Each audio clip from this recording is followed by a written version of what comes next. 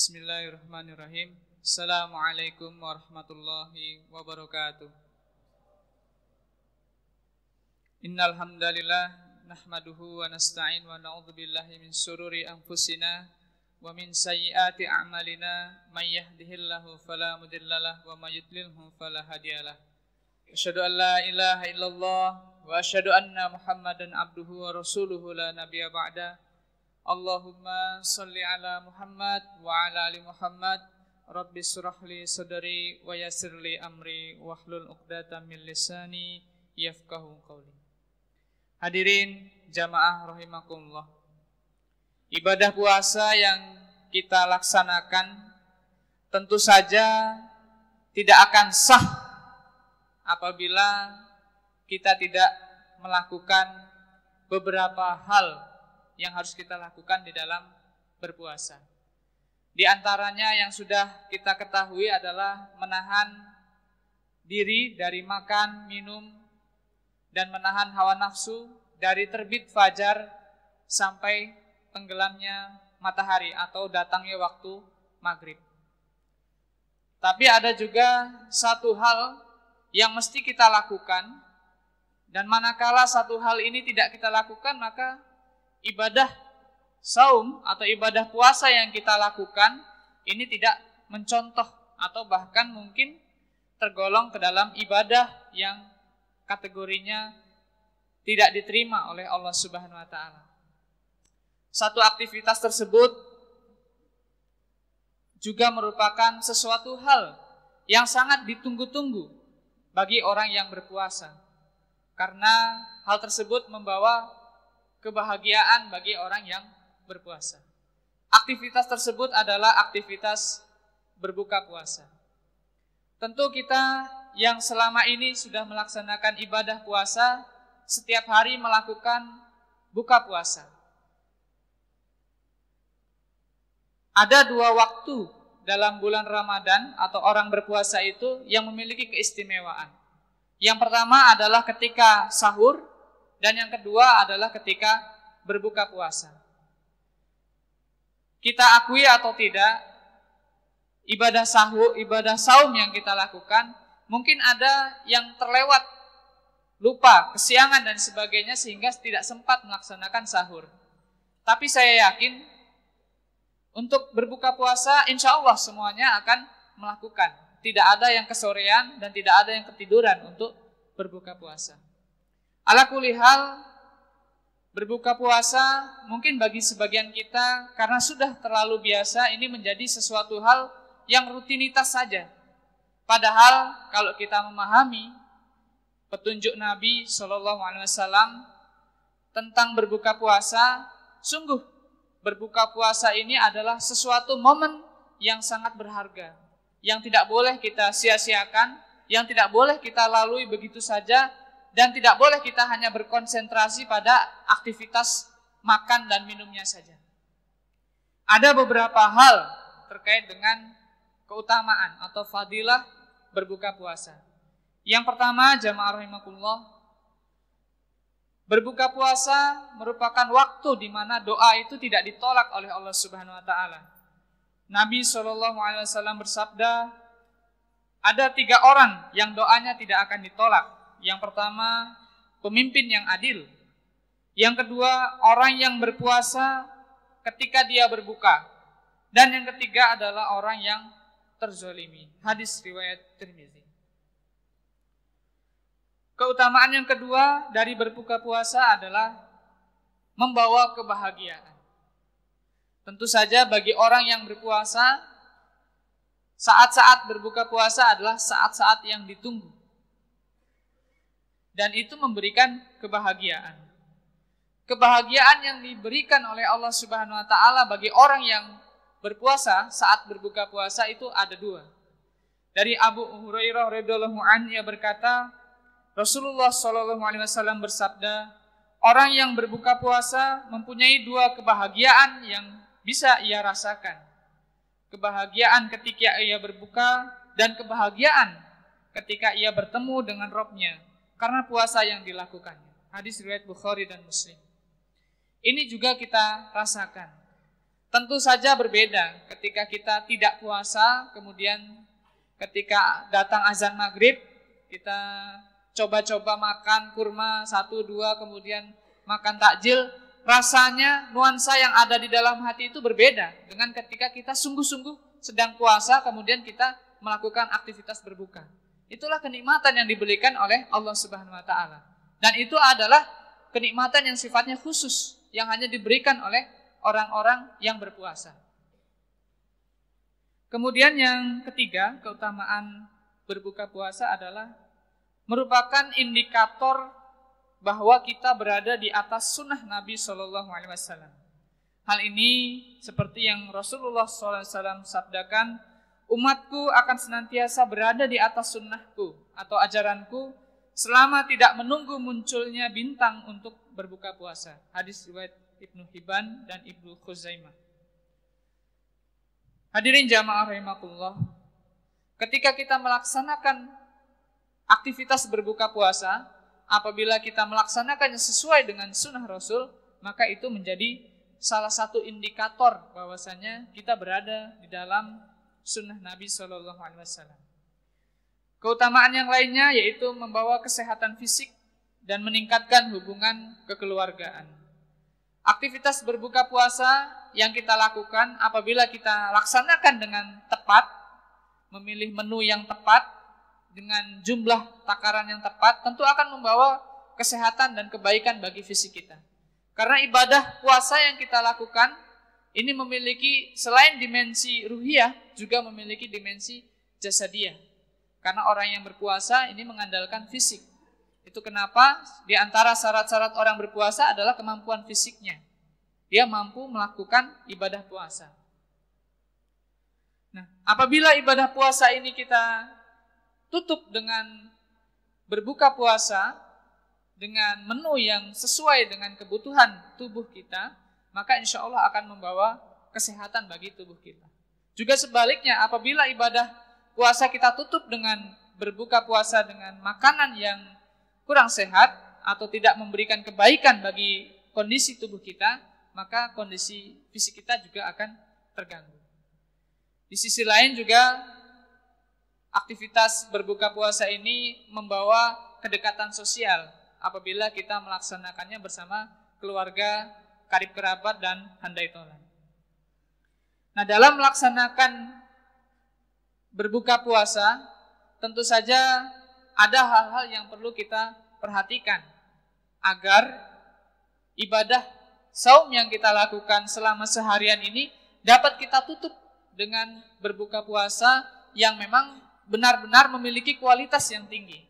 Tidak hanya sekedar membatalkan puasa, tidak hanya sekedar meramaikan kegiatan buka saum Ramadan.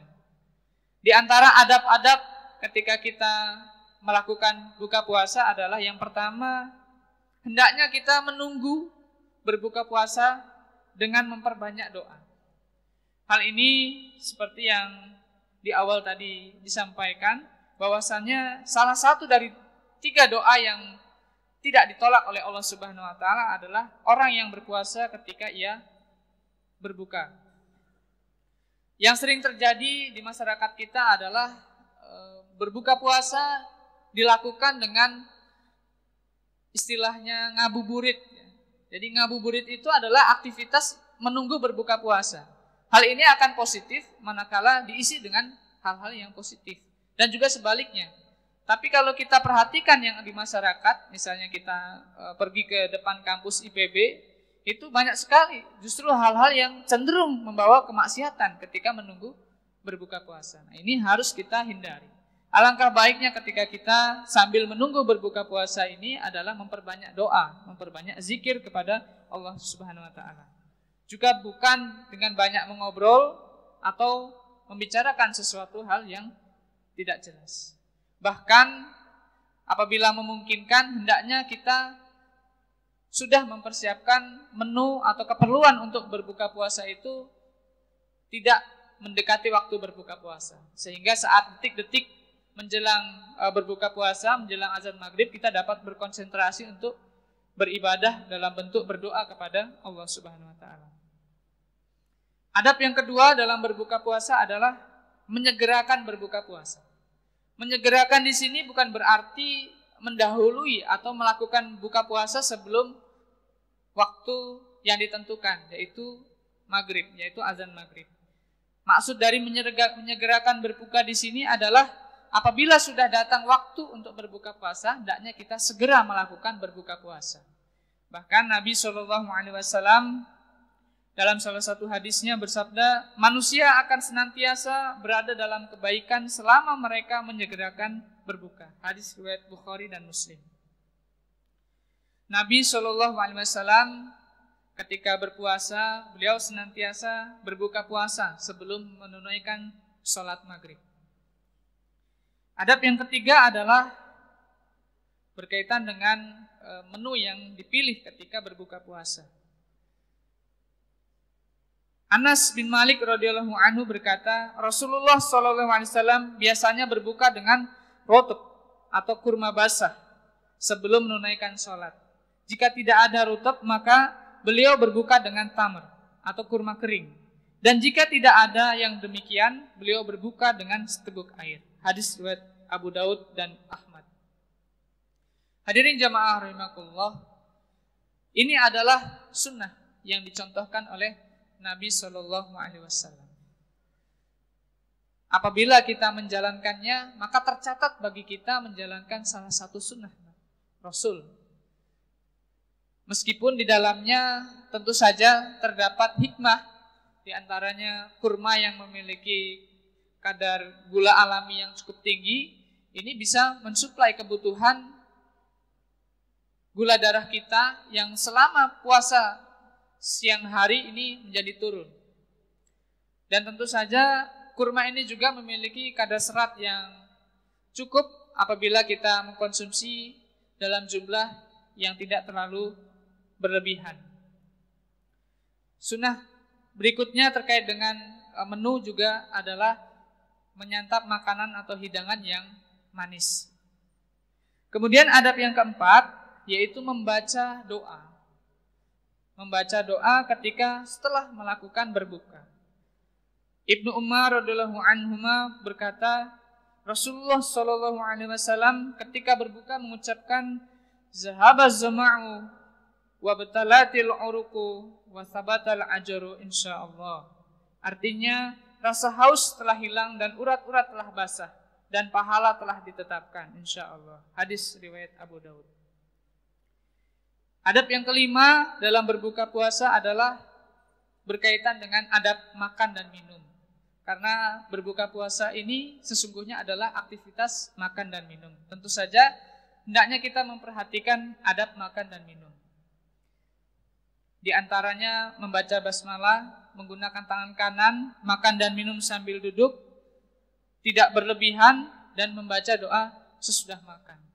Termasuk ketika kita melakukan iftar atau berbuka puasa berjamaah bersama orang lain, hendaknya kita memperhatikan adab-adab makan ketika bersama orang lain.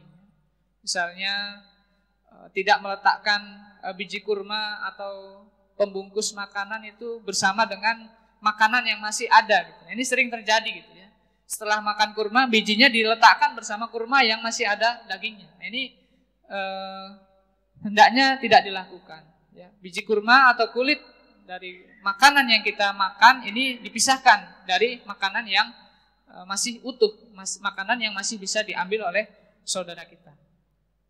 Beberapa kesalahan ya yang sering terjadi ketika kita atau masyarakat pada umumnya melakukan aktivitas berbuka puasa, di antaranya adalah tidak menyegerakan berbuka puasa atau mengisi waktu berbuka puasa dengan hal-hal yang tidak bermanfaat, kemudian makan dan minum secara berlebihan, melalaikan adab makan, bahkan sampai melalaikan sholat maghrib. Dan juga terkadang mengisi acara berbuka puasa dengan hal-hal yang tidak bermanfaat atau malah cenderung membawa kepada kemaksiatan. Selain pada adab dan keutamaan berbuka puasa, jamaah rahimakumullah, ada amalan-amalan sunnah yang berkaitan dengan berbuka puasa ini yang hendaknya kita perhatikan agar kualitas berbuka puasa, kualitas ibadah saum di bulan Ramadan ini dapat kita tingkatkan. Yang pertama adalah menyediakan menu berbuka puasa. Rasulullah SAW bersabda, siapa memberi makan orang yang berpuasa, maka baginya pahala seperti orang yang berpuasa tersebut, tanpa mengurangi pahala orang yang berpuasa itu sedikit pun juga. Hadis riwayat Tirmizi. Ini harusnya menjadi semangat bagi kita untuk berlomba-lomba dalam menyediakan menu berbuka puasa, meskipun hanya dengan 1 butir kurma. Jangan sampai ada 1 hari dalam Ramadan kita yang kita lalui ini kita tidak memberi menu. Kita menjadi orang yang menerima menu. Harusnya kita memberikan menu. Walaupun kita memiliki keterbatasan dana, keterbatasan sumber daya untuk menyediakan berbuka, usahakanlah untuk kita bisa memberikan berbuka itu. Walaupun hanya dengan 1 hari 1 butir kurma yang kita sumbangkan. Alhamdulillah di Masjid Al-Huriyah kita menggalang banyak sekali donasi, menggalang banyak sekali menu yang diberikan oleh para jamaah sekalian untuk bisa dinikmati oleh orang-orang yang berbuka puasa di Masjid Al-Huriyah. Dan tentu saja ini dilakukan di hampir seluruh masjid yang ada di seluruh dunia. Dan ini menjadi spirit bagi setiap orang untuk dapat berbagi. Kemudian amalan yang lainnya adalah yang kedua, mendoakan orang yang memberi menu berbuka. Dari Abdullah bin Umar, Nabi SAW bersabda, barang siapa yang memberi kebaikan untukmu, maka balaslah. Jika engkau tidak dapati sesuatu untuk membalas kebaikannya, maka doakanlah ia sampai engkau yakin engkau telah membalas kebaikannya. Hadis riwayat Abu Daud dan Ibnu Hibban. Demikianlah jamaah sekalian, beberapa hal berkaitan dengan iftar atau berbuka puasa. Semoga kita dapat meningkatkan kualitas aktivitas berbuka puasa kita sehingga menjadi satu kesatuan yang sempurna dalam rangka kita meningkatkan ibadah kepada Allah Subhanahu wa taala di bulan Ramadan ini. Billahi taufiq wal hidayah wa afu minkum. Assalamualaikum warahmatullahi wabarakatuh.